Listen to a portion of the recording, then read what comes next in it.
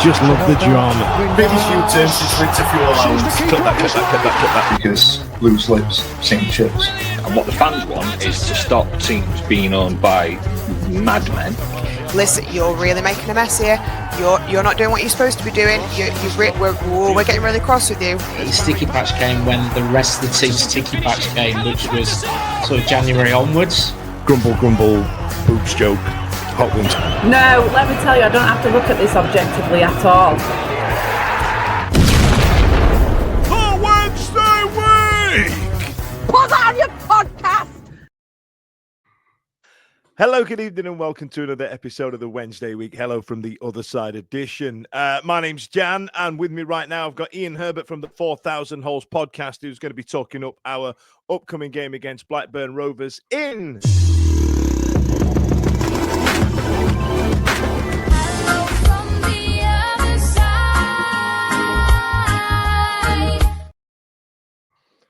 Ian, welcome to the show. How are you, pal? You all right?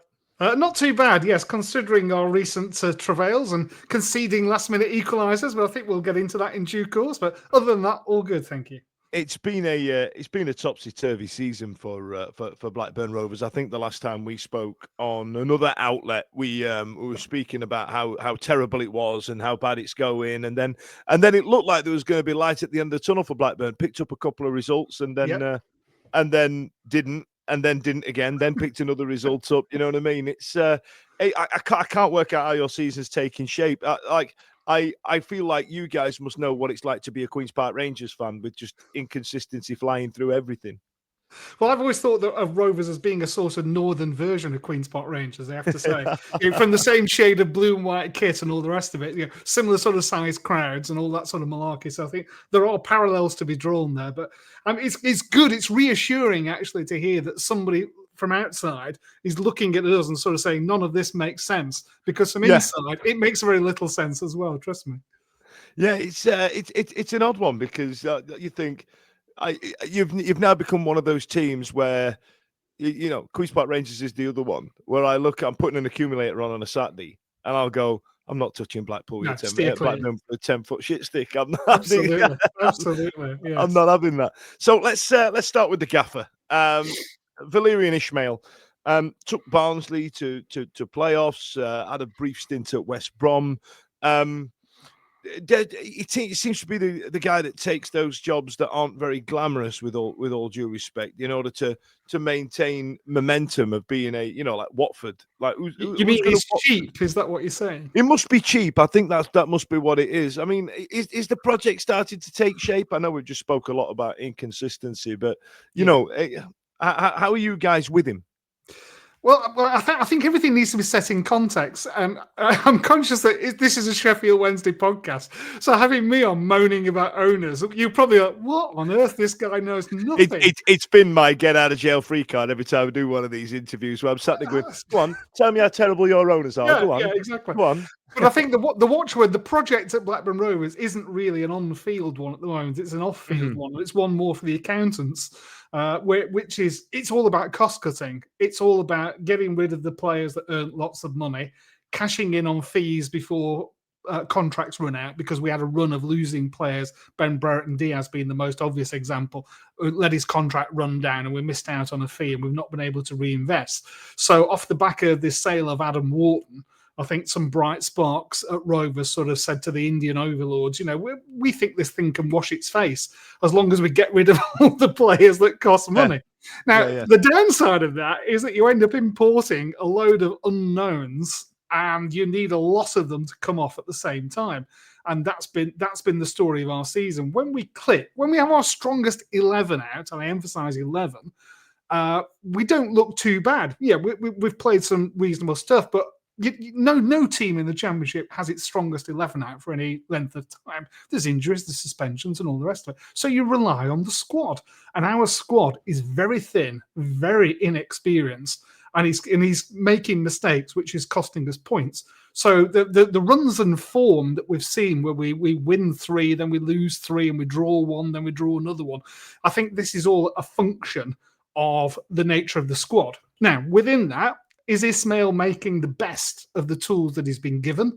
Not entirely convinced of that. I think the biggest question mark we have is his substitutions.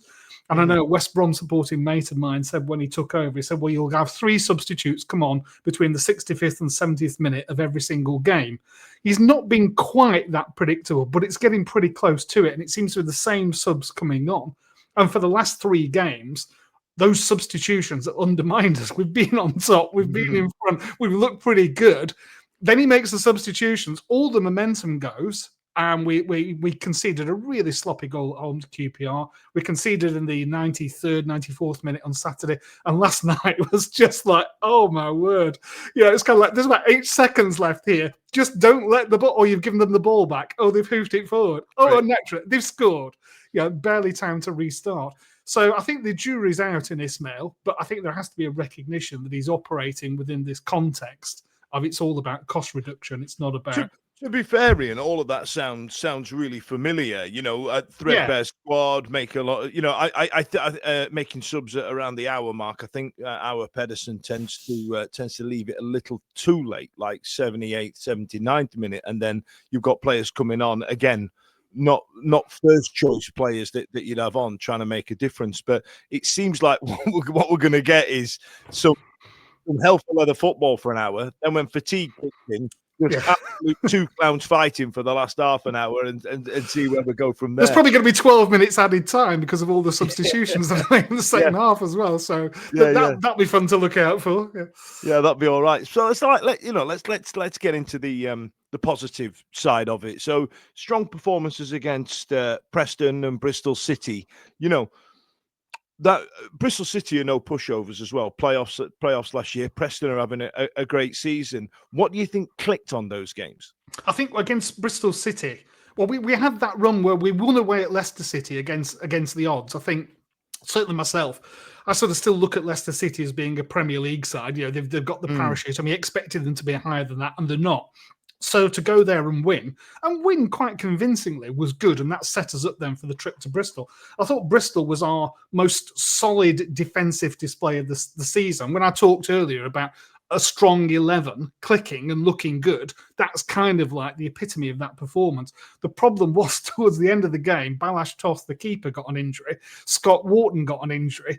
I think then Sondre Tronstad had picked up a knock and then he got suspended. So immediately you're losing that spine in your side. So when we've got an 11 out, I think we could go toe to toe against most sides in the division.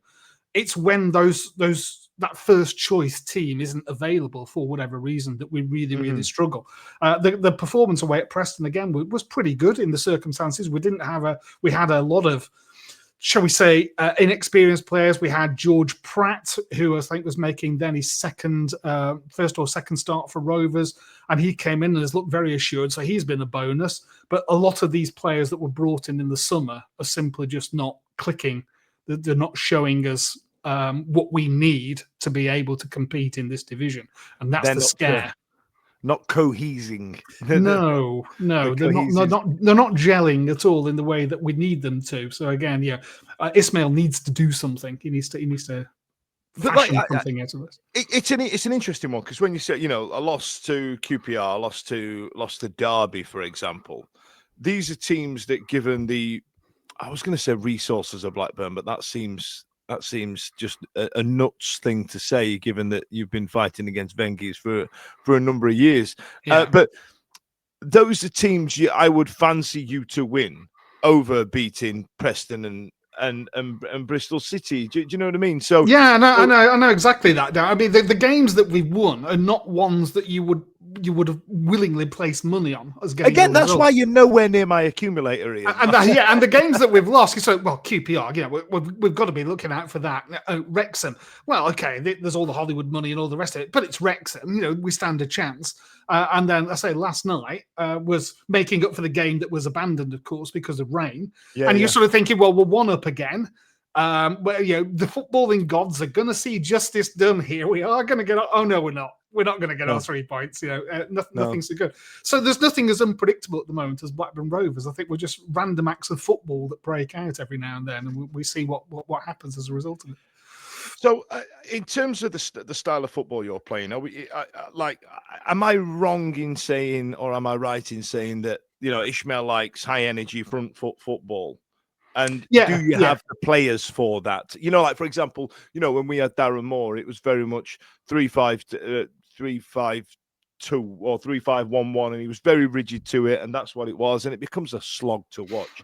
Albeit in League One, we got a bit of success with it. Ironically, against Valérien, no, it was Michael Duff, wasn't it? Sorry, that's absolute nonsense. But there's an element there of Valérien Ismaël playing the other side, the opposite of that. And I kind of, it's got to be fun, right? Well, he's landed on a formation. So again, injuries, suspensions, or whatever meant that in reality, to get an 11 out, we had to play with a back three centre backs. And what that did was it meant that each of the centre backs had a weakness that was covered if he played in a back three. And so hang on a minute, there's something here. The issue has been around him, how he uses his wing backs. Now, one of the successes in the transfer market has been the signing of Ryan Alabiosu on the right-hand side. He's really, really good. I think we've struck really lucky there, to the extent that many of us are worried if we can hold on to him in January and that somebody might come along and try and steal him. But as a replacement for Callum Britton, he's been top draw. So down the right-hand side, he's been terrific. Down the left-hand side, we've had to use Ryan Hedges. And in fact, against Derby County, he used him as a left-sided centre-back. Now, this is a guy that we signed ostensibly as a left winger. So that was just out there in terms of a formation. But you can see what he's trying to do. It's 3 centre-backs, wing backs, 5 when you're defending. They push forward and bolster the midfield when you're attacking. And you try, there's a lot of energy, there's a lot of press. He talked about wanting high energy athletic players when he was signing all these players in the summer, and that he was much happier with the squad that he started this season than last season. Which was a surprise to many Rovers fans, because we saw hundreds and hundreds of championship games go out the door to be replaced by a guy who can't get in a second division Belgian team. You just go, well, hang on a minute, what's going on?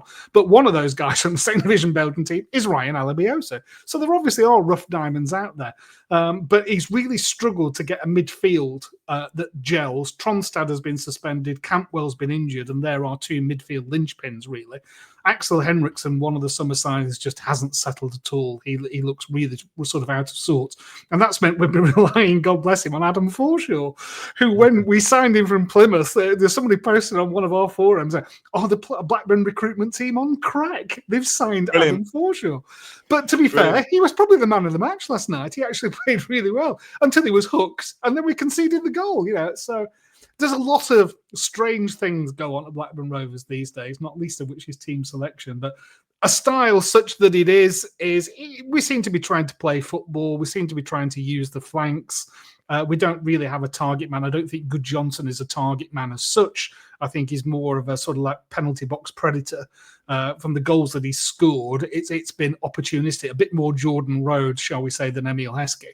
He's a swear word round our yard. I know he was good. He was good for you guys, but we can't bring him up, Ian, I'm afraid. So you mentioned Wharton earlier on. Is he out then, or as that Scott Wharton's out for a long period of time, as is Balázs Toth. So say our centre backs are really McLaughlin, who we signed from Hull in the summer, who I have to say has done a decent job. We didn't pay a lot of money for him. Solid signing, to be fair. I would describe him as the replacement for Danny Bart. I think Danny Bart did that job of the old hand. I've been here, I've done it, I've got the T-shirt, I know what's going on. We've had to play Lewis Miller, who I think we signed as a right back, and then when we sold Dom Hyam an hour before the window shut, no, Miller's a centre back. He's a centre back. Don't worry about it. He can play centre back. Well, he can if he's in a 3. So that explains what we've been doing. And then Wharton was at the left hand side of that until he got injured, and now George Pratt has had to come in.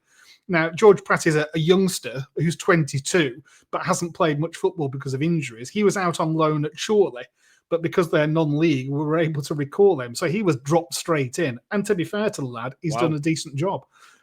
He's been pretty solid, actually, in that defence. So not quite Phil Jones levels of sort of like impact, but he's not let anybody down. So that's our defence. And we've got Ainsley Pears behind it in goal, who Sheffield Wednesday fans, he's our favourite player. A lot of affection for. We love him. We love Ainsley Pears. He is absolutely sick. But then again, to be fair, I think there is an element that we may reciprocate the favour in making Ethan Horvath our current third choice emergency loan keeper, if he plays, there's rumours that Piers Charles may be back this weekend, who is our first choice goalkeeper, a young kid who's starting to make a career for himself. But if Ethan Horvath starts between the sticks on Saturday, we've returned the favour for you. Fair enough. Could be a high-scoring game then. Make it like it's gonna be like that Man City Fulham game. You know what I mean? It's gonna be absolutely mad as a fish in petrol. In terms of away form, I was going to say similar to Sheffield Wednesday, but I feel like I'd be clutching at straws to say that. You seem to be doing better on the road than you are at home. We've only won one at home, so it's not difficult. Winning at home. What's that like, Ian? You know what I mean? I couldn't even tell you what that feels like. It's been so long.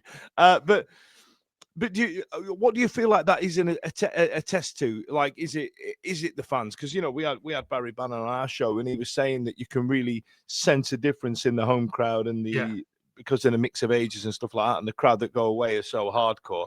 And you big lads from Lancashire and the rainy side of the Pennines can be referred to as what they call the 12th man. Do you feel like that's got something to do with it? It's interesting because it's a topic we recorded our latest episode last night. I've just been editing it before we jumped on here, actually. It's one of the things that we tried to explain. And there's all sorts of theories doing the rounds, and I think you've touched on many of them. My personal one is the biggest single contributor is that we don't have to be proactive away from home. We can sit back and let the opposition probe, and we play that five then. The wing-backs are hanging back, a couple of holding midfielders, and as long as we don't concede a silly goal in the opening 15 or 20 minutes, it kind of like sets the tone for the rest of the game. I think that's it in part. A number of players have been wheeled out by the club, it feels like, to do a bit of a PR piece around how good the away fans are and how much they differ from the home support in terms of energy, noise, and all the rest of it. But was it ever thus? If you're going to squeeze a load of away supporters into a particular section, they're going to be noisy and vociferous. And the number of times we've gone away as fans, I'm sure you've done say, well, we outsung the home fans. Well, yeah. And particularly at Ewood Park at the moment, you're getting sort of 12,000 home fans, if that, significantly lower for some of the midweek games, spread out around the ground. No, there just isn't that atmosphere. Ewood is dead for home fixtures at the moment. It's really sad. People sort of say...